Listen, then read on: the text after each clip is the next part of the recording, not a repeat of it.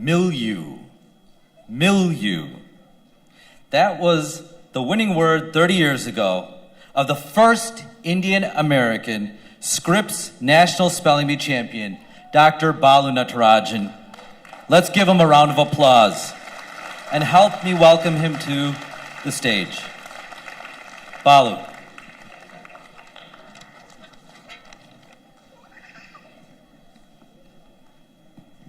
Thank you. So what's special about the year 1989? What? What's special about the year 1989? The NSF was started, right? It was also the year that Ravi and I started college together. And that's about it. We'll talk about that at this time. So some of you might know that the NSF finals were held 6 weeks ago. Where were they held? Ohio. Some of you might know that at the Meet the Pros session, and Kavya was there with me, I was briefly introduced as the 1905 National Spelling Bee champion. And spellers, while I'm not actually 123 years old, I am old enough to be one of your parents, and in fact, I'm older than a couple of your own parents. So, what that means, and this is sadly painful for you, is that I get to preach a little bit for the next 5 minutes. So I'm going to share with you some lessons I've learned, give you some homework. I don't care that it's Saturday, I'm giving you homework anyway, and we're going to finish with a challenge. So today, Uday, I think I lead a king's life. I have a wonderful orthodontist queen who grew up in India, 2 wonderful princes who like spelling, and when I'm not reffing their soccer games, I'm working, which means I'm either taking care of injured marathon runners like I will tomorrow, or helping coordinate a bunch of doctors, nurses, social workers, chaplains, music therapists, and volunteers in assisting 3,800 dying hospice patients across the country on a daily basis. Our job is to help those hospice patients die comfortably with the goal of leaving a legacy. So did winning a spelling bee help me to get to this king's life? What do you think? Absolutely, let me tell you why. So I'll start by sharing a little bit about my journey with the National Spelling Bee. Now you all see it on TV. When I first went to Washington, D.C. for the 1983 bee, there were 137 total spellers. How many of those do you think were Indian Americans? 6. Not all of them like these days. 6 out of 137. We all fit in one picture. We're in that picture. The event was small and it wasn't on TV. In fact, ESPN did not even exist in most markets back then. And it kills me to say this, but spellers, some of your parents weren't alive at that time, as I mentioned. So in 1985, I was fortunate enough to win the National Spelling Bee, and I was immediately embraced by the Indian community, and it was incredibly humbling. That whole summer, I was asked to come to events like this and speak at various Indian events. And I kept being asked, what's the recipe? And the answer was very clear, and a lot of it is like what Mr. Shiv Shankar talked about earlier today, teamwork and sacrifice and a lot of family effort.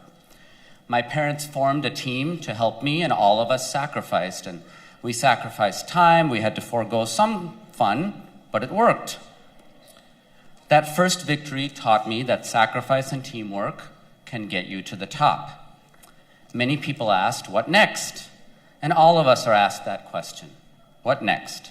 For me, it was high school, then college, then med school, then residency, then fellowship. And at the end of all that studying, some of us might have a tendency to say, I've arrived, or I've achieved, or I'm finally here. And the tendency might be to just stop and rest on our laurels and enjoy the spoils of victory after so many years of sacrifice. We heard earlier about NSF's philosophy and Dr. Rattam Chitturi's philosophy, partly about everyone being winners. Every child is a winner. In competitions like a spelling bee, there's only one champion, and the same is true in a marathon. But while there's only one champion, everyone who finishes a marathon has achieved something.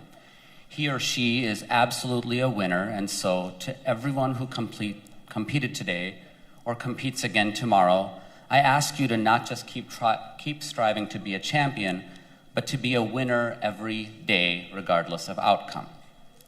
So what does that mean? It means this: reward sacrifice with appreciation, and reward success with more sacrifice. So contestants, how do you do this? Here's the homework part. Kids, you listening? Okay, first, appreciate the sacrifice your parents keep making for you, and practice this. At least once a week, stop and say thank you for specific things your parents have helped you with.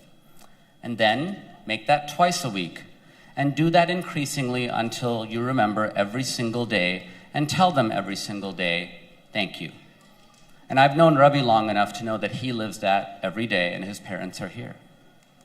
Second, think about what you will do to sacrifice for someone else. Many of you have seen the Shivashankar family give back by helping the NSF with the spelling bee year after year after year. And by now, you know the point of the foundation in the first place. The whole point of this 25 years is to educate children in India, children like Surya, who is now an adult, who you saw in the video. I'm glad you all got to meet Dr. Ratnam Chitturi, who for 25 years has been persevering in achieving his initial vision of the North-South Foundation. You saw that picture of his broken leg. I got to see his x-rays the other day, and it's incredible that he's okay, and it's absolutely amazing and divine intervention that he's here tonight. His 25-year perseverance has translated, as you know, into 13,000 scholarships for kids in India. That's quite a marathon. And he just proved that you can keep running some marathons even with a broken leg.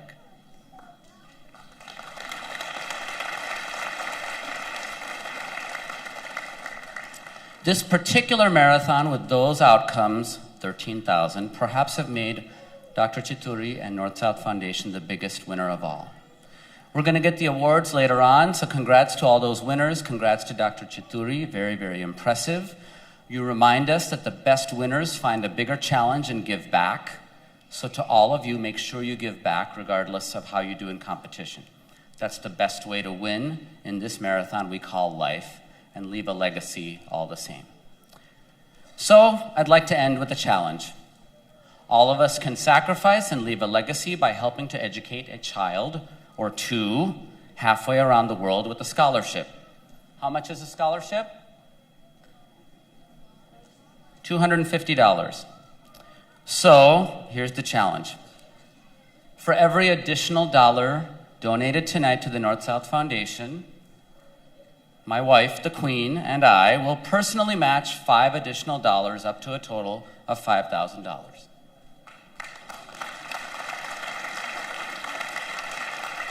So that's my way, that's our way of giving back, since we haven't been able to donate the time that all those 2,000 plus volunteers have given in putting together these events. That's my way of saying thank you, and I appreciate you, and I'm glad you're here, to Dr. Chitturi and the 25 years worth of volunteers who helped him breed this amazing training ground for future champions, including those at Scripps. And that's my way of leaving a legacy. I hope you'll join me, because the greatest winners remember the sacrifice that got them here, and reward that success with sacrifice.